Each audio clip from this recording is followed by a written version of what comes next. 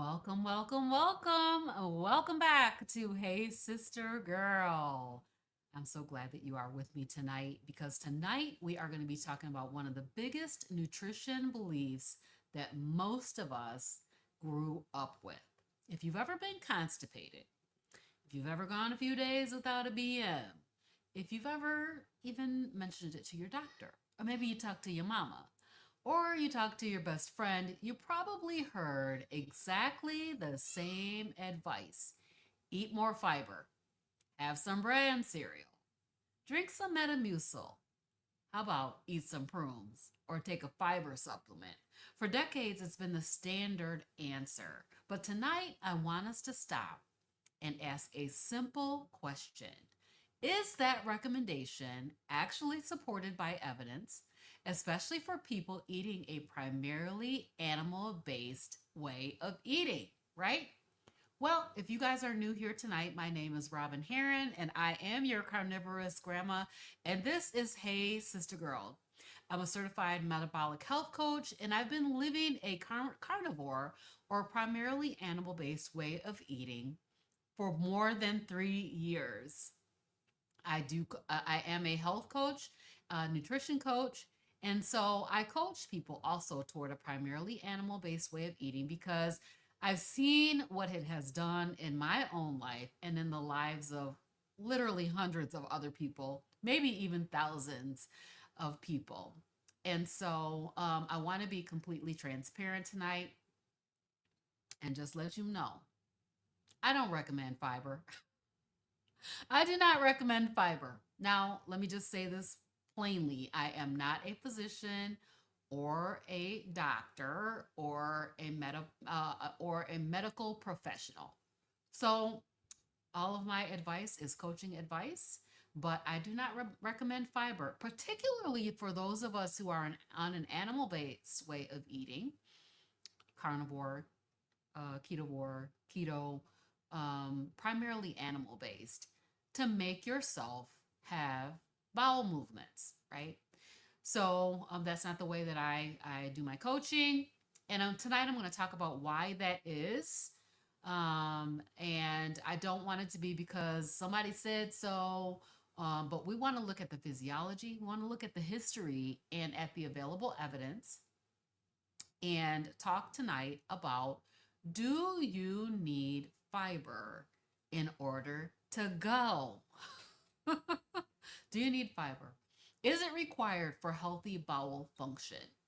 If we think about it, I just talked to my mom. She said that I need to take some Metamucil is one thing, and then looking at the evidence is another thing. So tonight we want to go into it. So here's my story. I started on carnivore, primarily animal based way of eating about 3.5 years ago. And I was one of those persons who was chronically constipated. Yes, tonight we are going to talk about, doing because it is a big factor. It is a thing that people are concerned with when you say, um, I'm eating only meat. They're like, well, wait a minute. How do you go? Right. So I wasn't really worried about it, but I had been told all of my life that vegetables keeps everything moving. And I actually believe this as well. And I thought, kind of like many people do, that if I stopped eating fiber, my digestive system would simply stop working. And so maybe you believe that also. But I made the change. I removed the sugar. So a long time ago, I removed sugar from my way of eating by going on a keto diet. And then I removed all the processed foods. So I stopped eating all the packaged processed, highly addictive foods. And then 3.5 years ago, I went carnivore, where I moved most all plants from my way of eating. And so something happened when I did that I really wasn't expecting. I was actually kind of shocked that it actually happened, but my digestion got better. So I was a person who was chronically constipated. I think I was undiagnosed with IBS, and just that person sitting in the bathroom for an hour trying to go, like crying on the toilet. Sorry. That's just the truth, right? And so my digestion got so much better. That constipation that I had dealt with since I was a child got better. Um, and my stomach quieted down, right? And, did I have fewer bowel movements? Probably so, because I removed the fiber that was causing me to have more bowel movements. But the issue was not, a lack of fiber. It was that I have less waste, right? And so the question that I had to ask myself was literally, had I misunderstood digestion all these years and what makes for good bowel function, right? Maybe the goal is not to have the biggest possible bowel movements, right? Maybe our goal is and should be to absorb our food efficiently. And so it's a new way. It's a paradigm shift. I've been talking about the paradigm shift a lot lately, of the way that we think about food and nutrition and eating and health, and change your diet and change your life, basically. So we know that fiber does have some effects. I'm not trying to debunk the fact that fiber does have effects, right? So fiber can increase the stool bulk. And in fact, that is what they recommend fiber for, is to increase your stool bulk. It can retain water in the colon, and it also can be fermented by the bacteria in the colon, which are physiological effects of fiber. But having an effect is not the same thing as being essential. So, have you been taught that fiber is essential to digestion? Right? That's the question. And so, yeah, it's not the same thing as being essential. So, does somebody who is eating a primarily animal based way of eating need fiber to maintain healthy bowel function? Because based on my experience, the answer to that question is no, absolutely not. I have not had fiber in over 3 years now, and I don't have a problem with the go. Okay. So we're going to take a look at some of the research, and basically my answer is no. Fiber is not recommended, or is not required in the human diet. So the great thing about science is that it always begins with a question, a hypothesis, if you will, not an assumption, or a belief, not a tradition. Like we traditionally believe that if we eat prunes, it's going to help our digestion. And it's definitely not based on something just because we've believed it or heard it our whole lives, right? So it really starts with a question. So instead of defending what we've already believed, I want us to become investigators.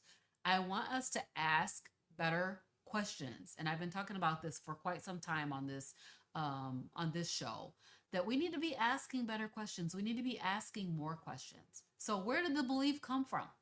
Where did the belief that fiber is essential in the diet actually come from? And then, where is it supported by evidence? Or is it supported by evidence? Does it apply to everyone? And if not, what should we be telling people instead of take some Metamucil for your constipation? So that's what tonight is all about. So I'd love to hear from you guys tonight. Drop first of all, let me know where you're watching from down in the comments. But let me ask you this question. When you were growing up, what was the first thing someone told you to eat if you could not go? Was it prunes? Was it bran cereal?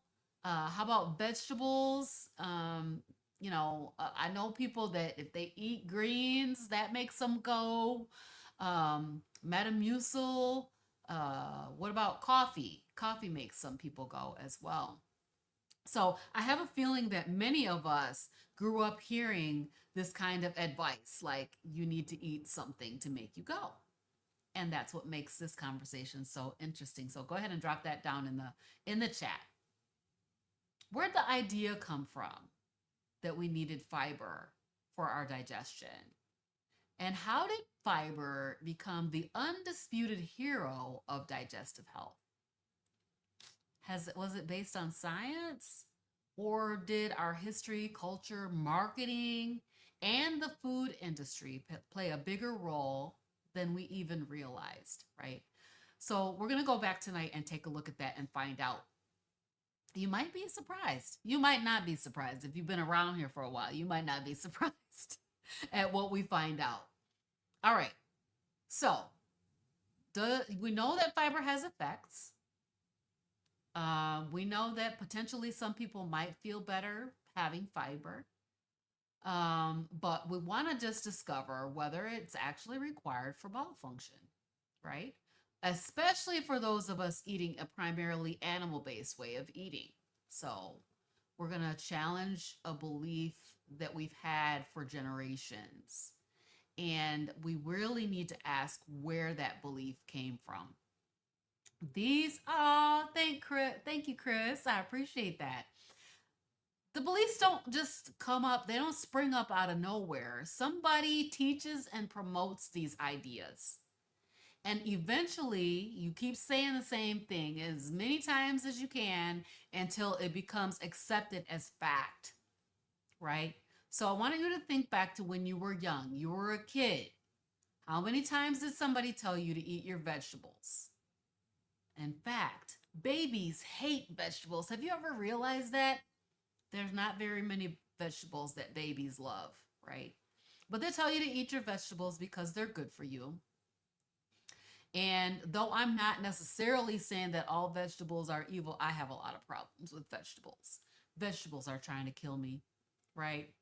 But nobody really ever explained why this idea of eat your vegetables, they're good for you. It's just accepted because everybody around us believes it, right? So that same thing happened with fiber. Oh, my volume is really low. Okay, let me see if I can get my mic a little closer. Let me know if that's better. Let me know if that is better. Hopefully you guys can hear me a little bit better. I moved my mic a little bit closer. Thank you, Keystone Ad Millman. Keystone Admin LLC. Thank you very much. Yeah, so everybody around us believe it. So we've heard that fiber keeps you regular, fiber cleans out your colon, fiber keeps everything moving. And it's been repeated so many times that most of us have never stopped to ask whether that is universally true. Please let me know if my audio is better. So, how did this nutrition message get born? Like, where did this come from? Over 100 years ago, in the late 1800s and early 1900s, America was changing. We talked about this about maybe a month ago, right? Industrial food production was expanding. We talked about the World War and how they were making those meals ready to eat and shipping that food all over the world, and it had to be shelf stable and etc. Right? So during that time, breakfast was also changing. What we had for breakfast. So people who would normally have eaten eggs, bacon, sausage, maybe leftovers from dinner, or another hearty meal for breakfast were introduced to boxed cereals and grain based breakfast. It's better, but my audio is still low. Let me see what's going. See if I can figure out what's going on. Let me know. Let me know if it's better. How's that? Is that better? Please help me. Yeah. So they had eaten bacon and eggs, and they switched over to these box cereals. Hopefully that's better. I think I seen a light come on. One of the influential figures during that period was Dr. John Harvey Kellogg. Have you guys ever heard of him? I live in Kalamazoo, Michigan, which is a sister city to Battle Creek, Michigan, and it is basically the cereal city, Battle Creek, because it has Post over there, it has Kellogg. I mean literally, that Kellogg Sanatorium is right next door, to me. What did John Harvey Kellogg do? He promoted vegetarian eating, and he believed that bland, grain based foods supported better health. His views shaped the early breakfast cereal movement, right? So, although many other cultural and commercial forces did contribute as well, he was like the game changer in cereals. As the cereal companies grew, they didn't just sell food, though. They sold an idea. What was that idea? That idea was that grain based breakfasts were modern and that they were healthy and that they were heart healthy. And yes, they were high in fiber. So I want you to pay attention to this because this is really, really, it's caused a huge problem for us societally. This is not a story just about cereal, it's all about marketing, right?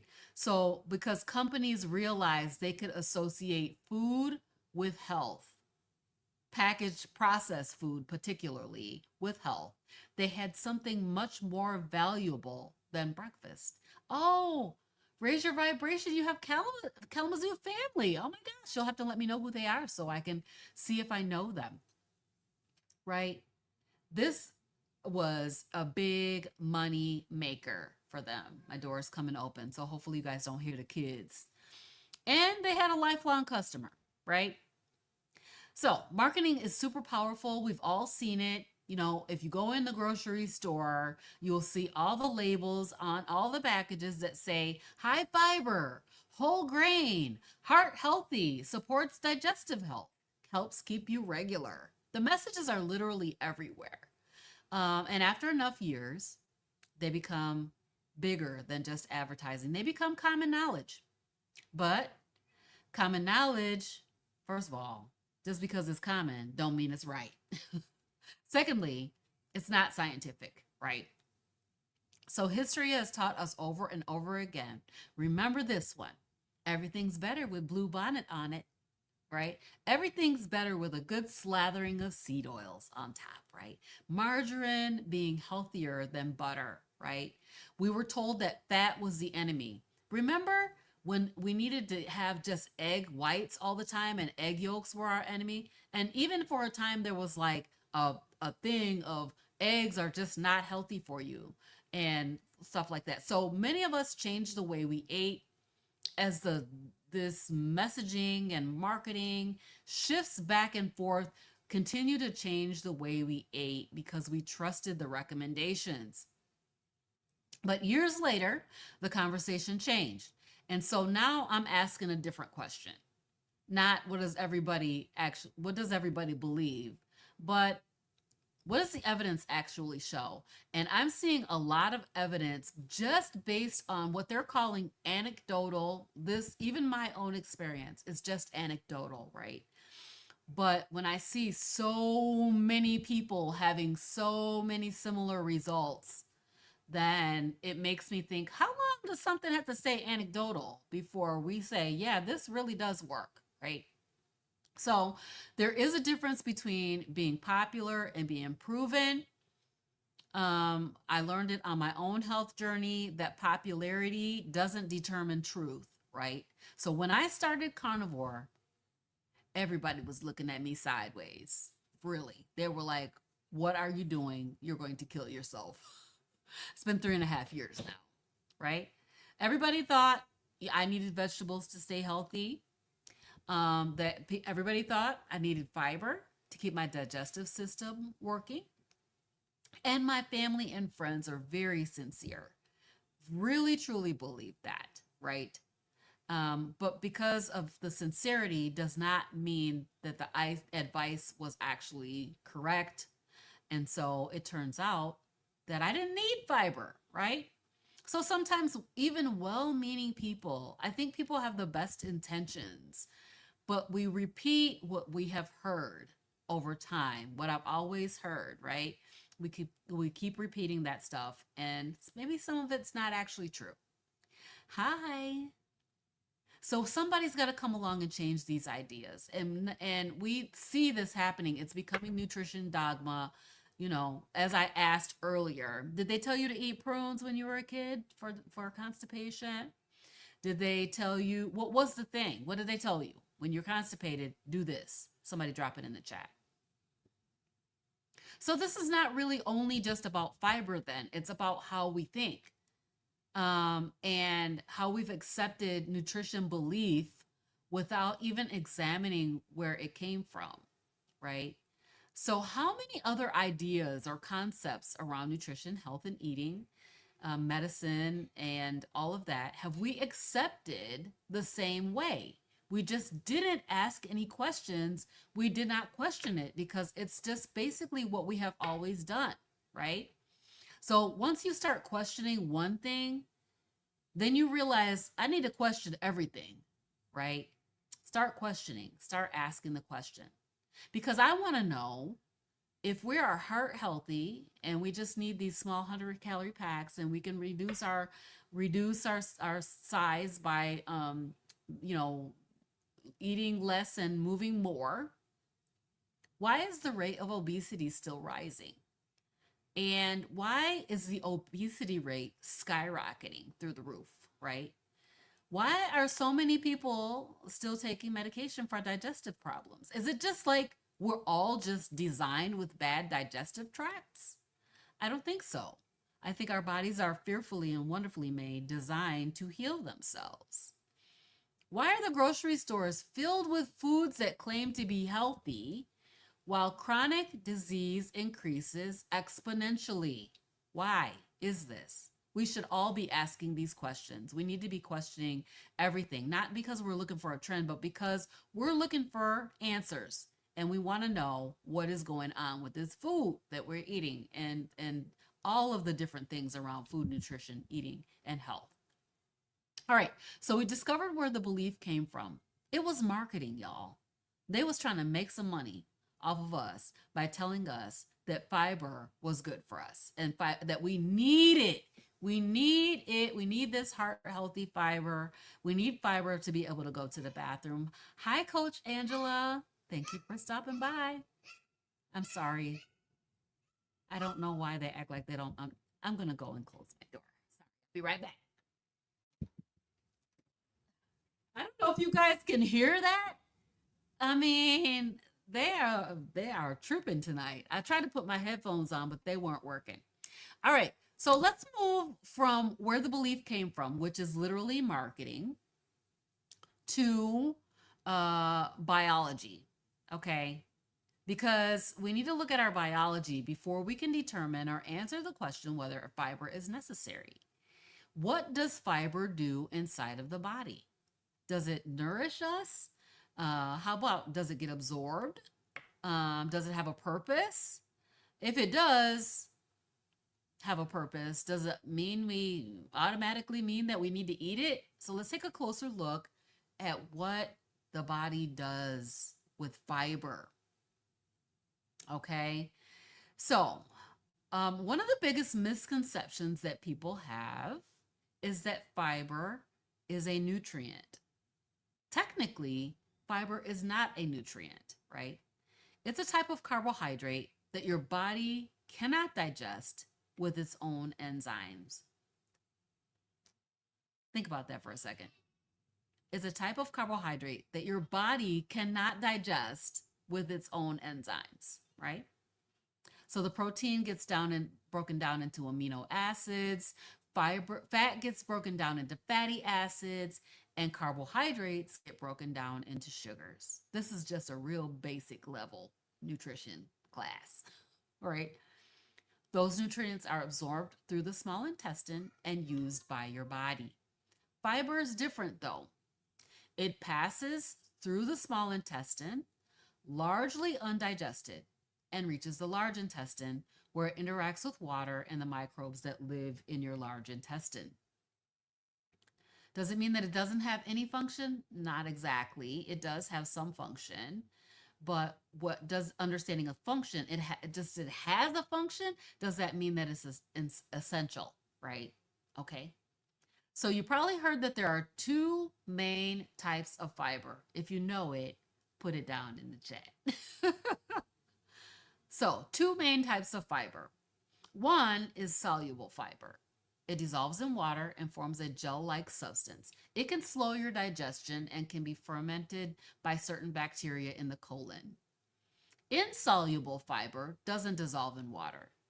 It adds bulk to your stool and can speed the movement of material through the digestive tract for some people.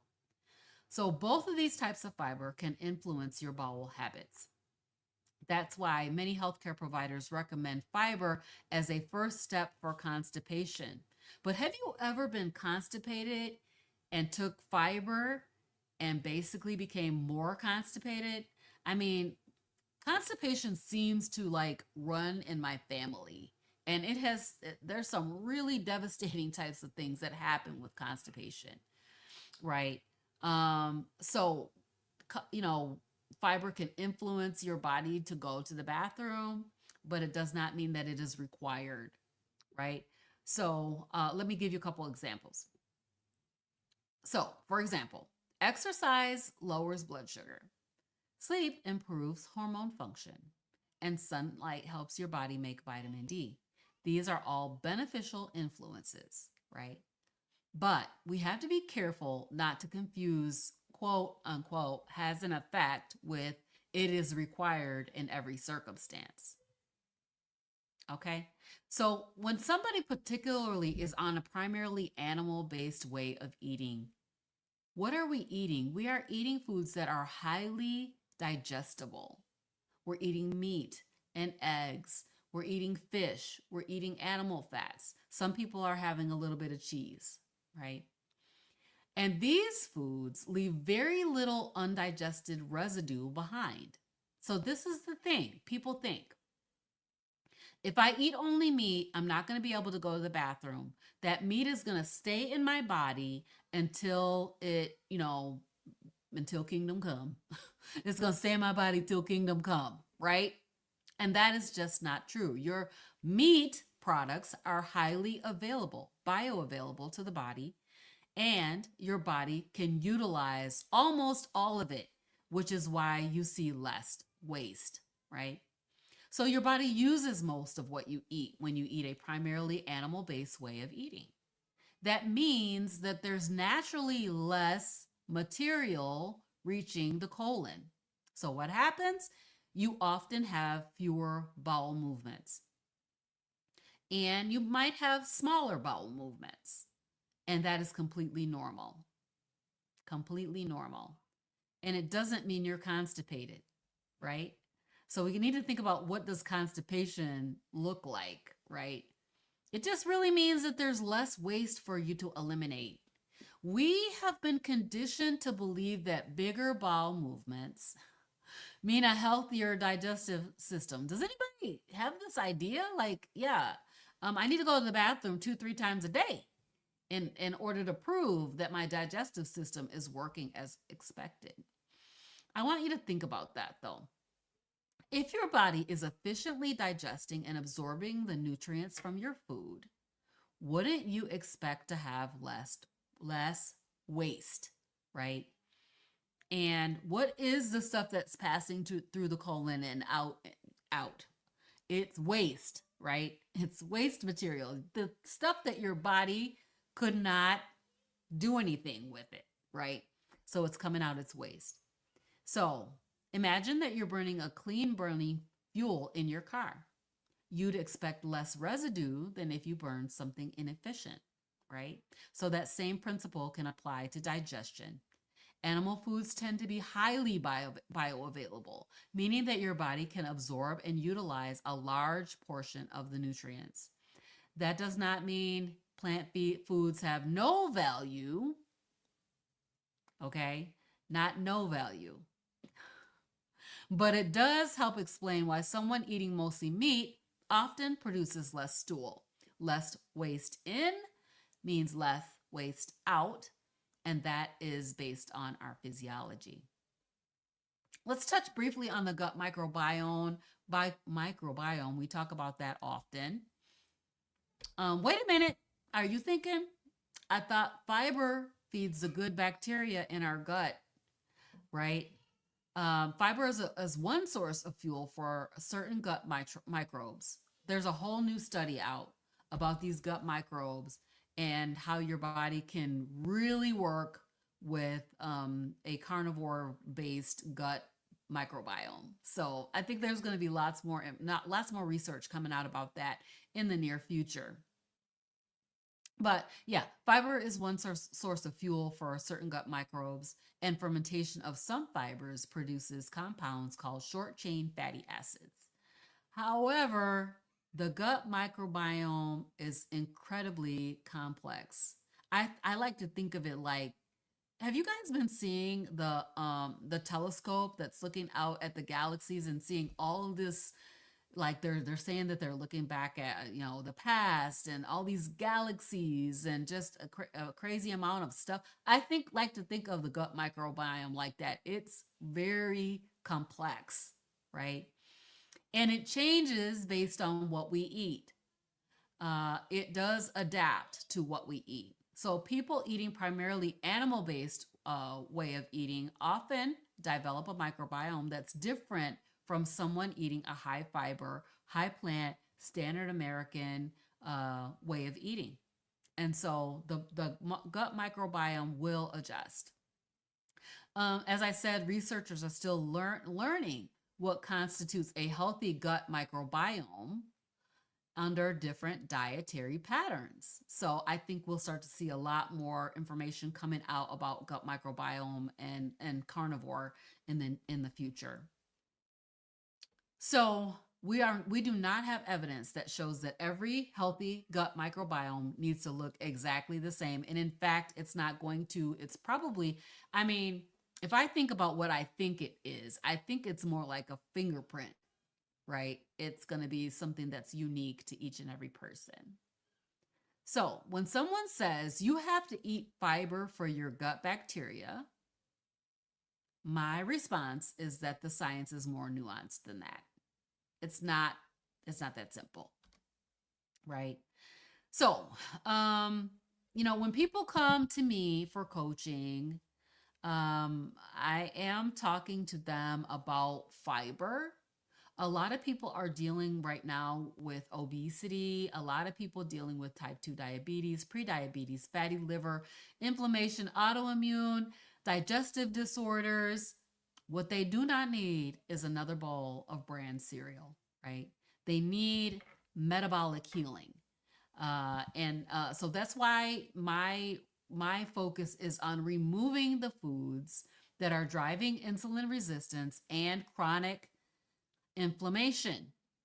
So as people transition to a primarily animal-based lifestyle, they may ask, I'm not going every day anymore. I'm not going more than once a day anymore. Do I have a problem? And I have had people ask me this, and I'm like, okay, so let's think about what's going on. How do you feel?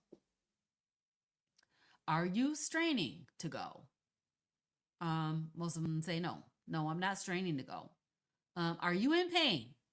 No, no, I'm not in pain. Are you bloated? Nope, not bloated. Do you feel like you can't empty your bowels? No, I don't feel like I can't empty my bowels. I just don't have to go, and it's been 3 days. And I'm worried about that, right? So, my answer to that is your body is probably producing less waste. You're not having that fiber to bulk up your stool and make you need to go to the bathroom. Very, very simple answer. Now, if you are straining and you're having an issue and you're sitting in the bathroom for an hour and you're crying on the toilet because you can't go, that's a different story, and that might require a different conversation, probably around the lever that I like to use, which is fat. And we also need to talk about hydration. Are you drinking enough water? Are you getting your electrolytes? Those types of things to address the conversation if you really truly are constipated. Most of the people who have come to me with this question have not been constipated. They just are used to going more often than they're going on a carnivore way of eating. All right. So we talked about history. We talked about biology, and we talked about the scientific evidence. Oh, no, so now we're going to talk about the scientific evidence. All right. Not many studies on this that I have seen, um, you know, uh, that look at the fiber use in primarily animal-based way of eating, right? So, but there are some studies that shows that increasing fiber may help some people. But there's also studies that show that reducing fiber improve constipation in some people also. So how do we make sense of that?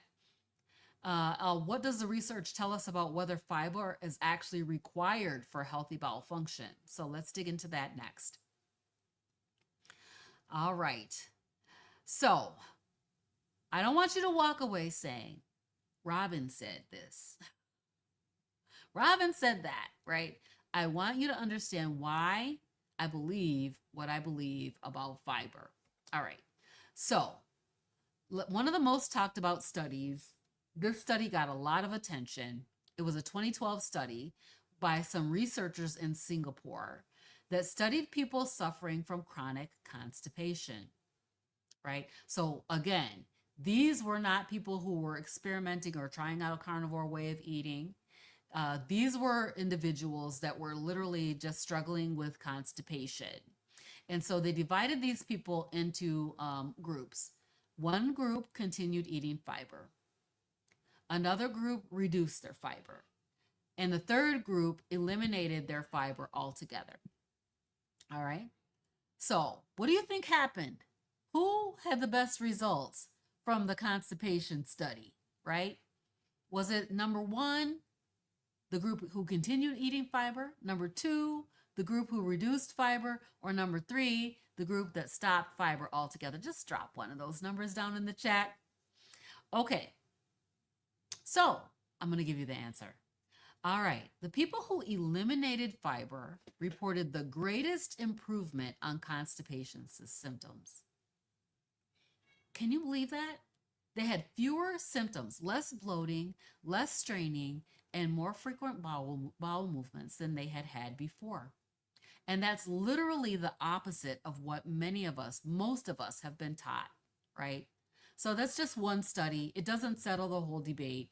But, you know, this is what the science is showing, that increasing fiber is not the only solution for constipation, right? For some people, it actually makes that problem worse.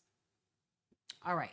So let me kind of move through here because I could talk for a long time. Now, I've been carnivore for 3 years. 3.5 years. During that time, I have never needed to add fiber to have healthy bowel function. Just never needed to do it. Not even once. I've never been like, you know, let me just eat an apple or let me take some Metamucil, let me chew on some prunes. None of that stuff, right? Have I done in order to have healthy bowel function.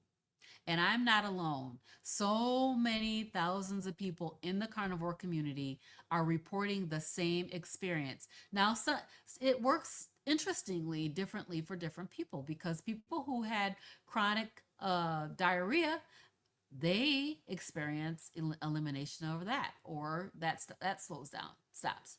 Or like me, if you had constipation, now you're no longer constipated.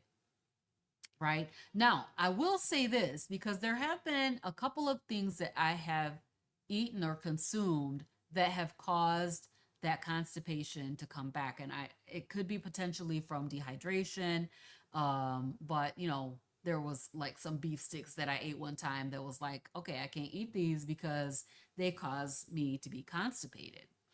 So I'm not sure what kind of plant material was in those, but basically I'm assuming that it's come from the plants. All right. So thousands of people having great experience on carnivore and eliminating their going issues, right? So many people do go less often. I want to just call out, I think his name is Lee Copus, and he has a colostomy bag. And what he says is that basically you never see any meat in the colostomy bag. But what you do see is that fibrous material, the plants that come out whole in the bag, right? So So that's just one point that I wanted to bring is that, people who have lost their colon are also eating a primarily meat-based way of eating and seeing great results, right? So, most of the people that I've talked to or that I have seen their stories and watched their stories, all these anecdotal stories that I see on YouTube, on TikTok, and on Instagram, they describe something that sounds very familiar to me, which is less pain, less bloating, less constipation overall. And yeah, that would be my expectation. All right. So I want you to ask a question when somebody tells you that you need to eat fiber. Just a question. And that question is why? Why do I need to eat fiber? Fiber. Is it because it's essential? We just learned that it is not essential, right? Perhaps it may be helpful in certain situations. I don't know. But the question why leads you down the path, and you keep asking why until you get to the root cause of the problem, right? So we don't want to repeat what we've heard and just rely on that. We really want to understand why we believe these things. So here's where I stand. As you know, I recommend a primarily animal based lifestyle to improve your metabolic health. If you really want to take your health trajectory back into your own hands, I recommend at least trying it as an elimination diet so that you can see what is it that's really causing your problem. If you have any kind of, autoimmune conditions or metabolic syndrome or type 2 diabetes, all these different kind of disease states, what would it hurt to give it a try? Primarily animal based lifestyle. For people who are eating a primarily animal based way of eating, I don't recommend adding any fiber. You don't need Metamucil. You don't need fiber. You don't need to actually produce a bowel movement where there is not one, right? So we talked about the fact that eating primarily animal based may mean that you have fewer and more further between bowel movements. And that might not even last forever, too. So that's another thing. If you're digesting your food well and your nutrients are bioavailable to your body and your body is able to utilize whatever you're taking in, right? If you feel good and you're not straining and you're not having pain trying to go, but you're just going a little less often, I don't see that as a problem that needs to be fixed. It doesn't need to be fixed. It ain't broke. Don't fix it, right? It's a normal adaptation to eating foods that leave very little waste behind, right? So, my goal is not to help you produce bigger stools. Why would I want to do that? It's to help you build better health. So, tonight, we really want to start thinking about asking those better questions in general about everything, because literally our food pyramid since I was a kid has been upside down and backwards, and none of us questioned it. We just went with it and we watched what happened to our society as we did that with this chronic illness and with obesity and with type 2 diabetes and just all this explosion of poor health and more medications, right? But when we examine the history, we realize that, it has a lot to do with marketing. It's somebody is making money off of you being constipated, right? So that is a problem, right? So I want you to stop letting marketing help you make your health choices. Make health choices that make sense for your body. Don't let your traditions replace your critical thinking. As again, did they tell you to eat prunes? Right?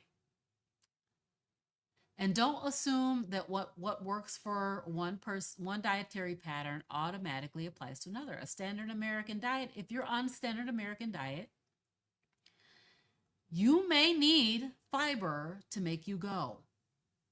if you're on carnivore, it's not likely that you're going to need fiber to make you go. So ask questions. I don't know if you guys could hear that screaming in the background. Oh my God. We want to ask questions, we want to learn more, and we want to make better choices about our health, right? We want to change our health trajectory by making different choices. All right, you guys, I'm going to wrap it up here. I want to invite you to Impact, Meet Up and Eat Up with Carnivorous Grandma and Friends, September 5th, 2026, right here in Kalamazoo, Michigan. When I click the end stream button, you guys can watch the commercial. And I hope to see you here in Kalamazoo coming right up. For now, I will see you this Saturday on my Carnivorous Grandma Speaks. I'm going to be interviewing the Hungry Mind. I think his name is Joseph Reyes. And then also next week, we'll be back with another episode of Hey Sister Girl. All right. See y'all next time. Bye, everybody.